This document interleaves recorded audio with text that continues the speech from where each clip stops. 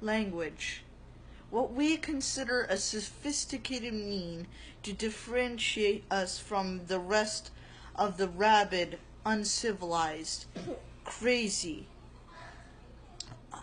just flat out animalistic species on Earth, like the bees, dogs, and cats, who haven't developed a sophisticated language. But, and so, because of that, children at a young age learn to speak their language very fast. I mean, like, it's at an alarming rate, very fast. They say ma, or mama, or dada, or like this, learning their first words. This has caused many philosophers over the ages to ask, why do these children learn so fast on the language that we made ourselves? Plato, in Greek philosophy, said it is because children have this innate ability to learn language, but no, not learn language, but they have it already in their minds. John Locke, in a later era during the British during the Victorian era or somewhere around that, with the imperialists, thought, no, it's because the human mind is empty, and when it's empty, information comes to its mind and gathers it to form complex sentences and speak. It's a blank slate, which experience is wrote on. However, Chomsky, a modern philosopher, Noam Chomsky, whatever, put a twist to this. He thought that children cannot have innate ability nor the blank slate because there's something missing. There's a poverty of stimulus. I'm quoting this directly. He thought there was a linguistics acquisition device, or LAD for short, that helped children learn adjectives, verbs, and nouns, which means that language is hardwired.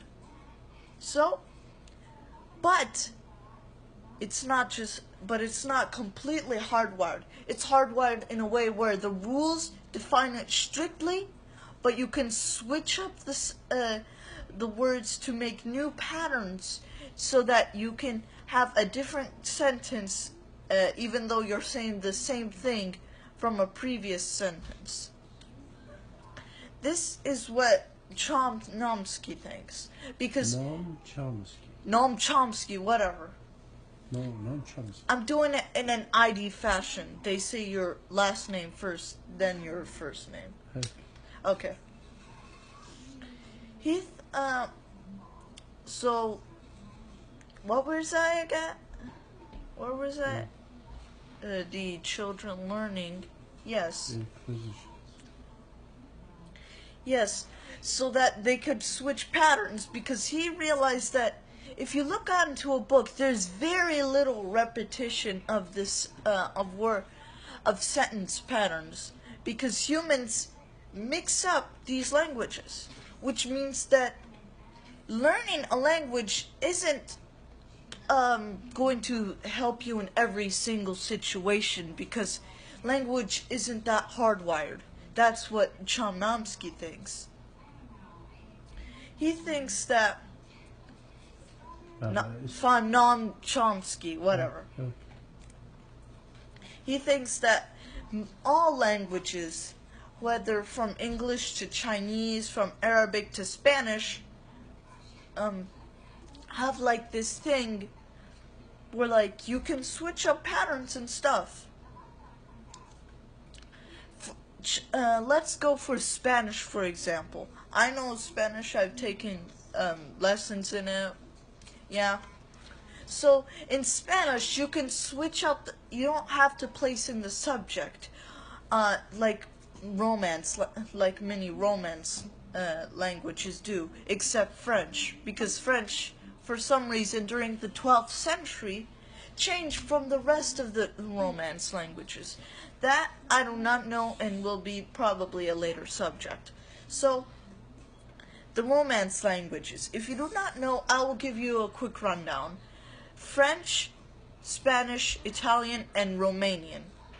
Those are the Romance languages, in which you can remove the subject. When I mean the subject, I mean like the pronoun I, him, she, he. Like, for example, yo tengo 12 años. I am 12 years old. Yo is your subject, is you, the person. But you don't have to say yo, because the way that Spanish and I think many other Romance languages, probably not French, is that the verb,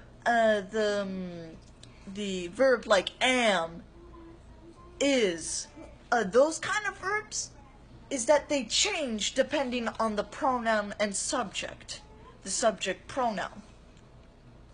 So like, tengo is exclusive to yo because tengo is only used for yo.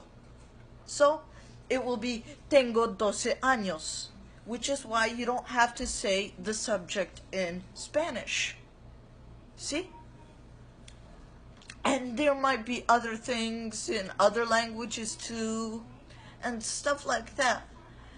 Just kind of like how English like cuts up some words and makes words like aren't, a combination of words, aren't, and like can't, where you mix two words, can and not, to make can't.